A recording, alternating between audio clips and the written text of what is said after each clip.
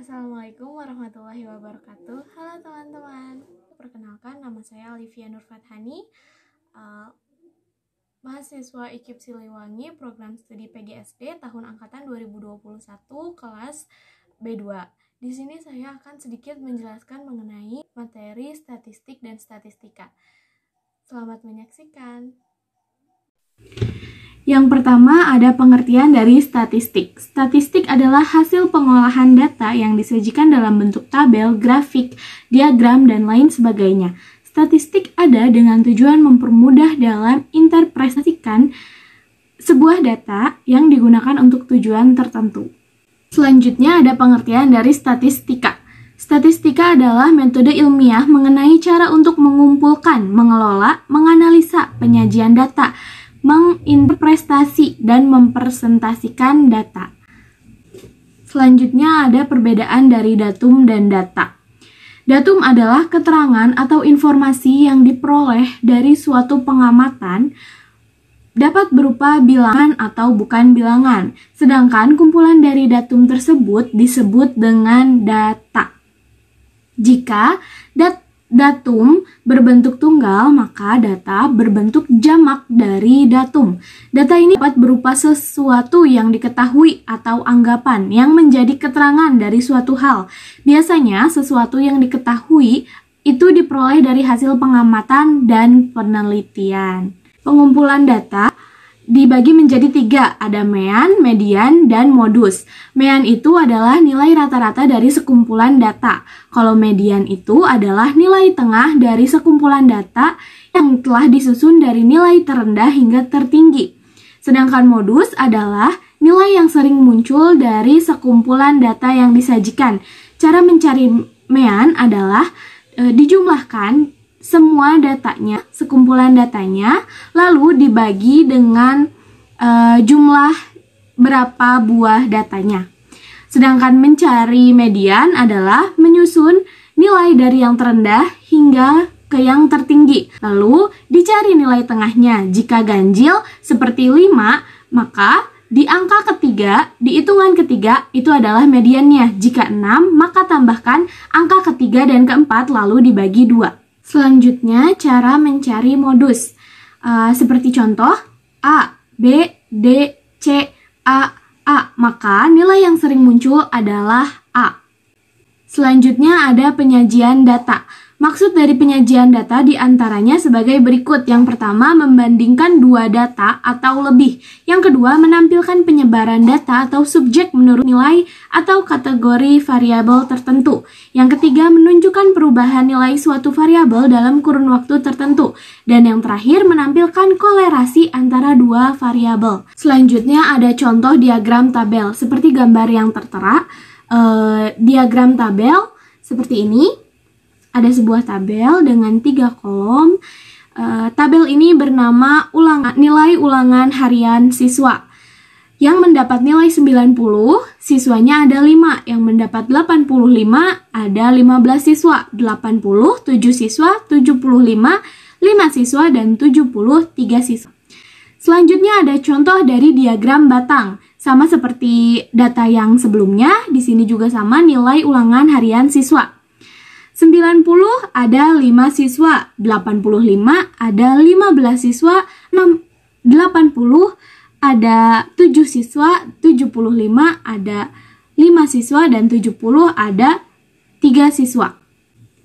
Selanjutnya ada diagram garis. Sama seperti data yang sebelumnya, ini juga nilai ulangan harian siswa.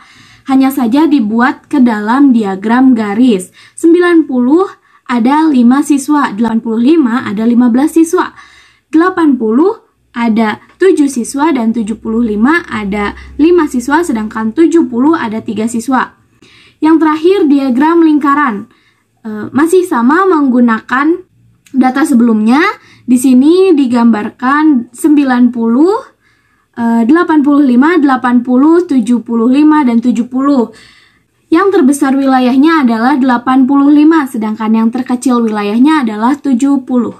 Di sini saya punya satu contoh soal. Pada tanggal 10 November 2021, siswa kelas 2 telah melaksanakan ulangan harian. Dari 25 siswa yang mendapat nilai 90 hanya 5 orang. Nilai 85 hanya 17 orang dan 80 hanya 3 orang. Dari data di atas tentukan A. Mean, B. Median, C. Modus, D. Penyajian data dengan tabel, E. Penyajian data dengan diagram batang, F. Penyajian data dengan garis. Yang A menentukan mean. Tambahkan seluruh data nilai di atas lalu dibagi dengan 25. 25 terdapat dari jumlah siswa. 90 kali 5 sama dengan 450. 85 kali 17 sama dengan 1445. Dan 80 kali 3 sama dengan 240. Lalu dibagi dengan 25, maka hasilnya 2135 dibagi 25 dan mendapat nilai rata-rata 85,4.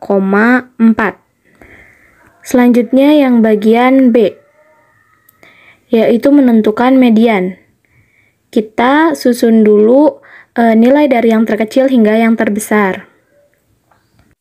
Lalu setelah itu kita mencari tengah-tengah di antara 25 data tersebut. 25 nilai tengahnya 13. Maka dihitung dari depan dan nilai 13 jatuh kepada nilai 85. Jadi median data tersebut adalah 85. Selanjutnya yang C yaitu mencari modus atau nilai yang sering muncul. Dari data di atas sudah bisa dilihat yaitu 85 yang sering muncul karena 85 muncul sebanyak 17 kali, 80 muncul sebanyak 3 kali, dan 90 muncul sebanyak 5 kali. Jadi modusnya adalah 85.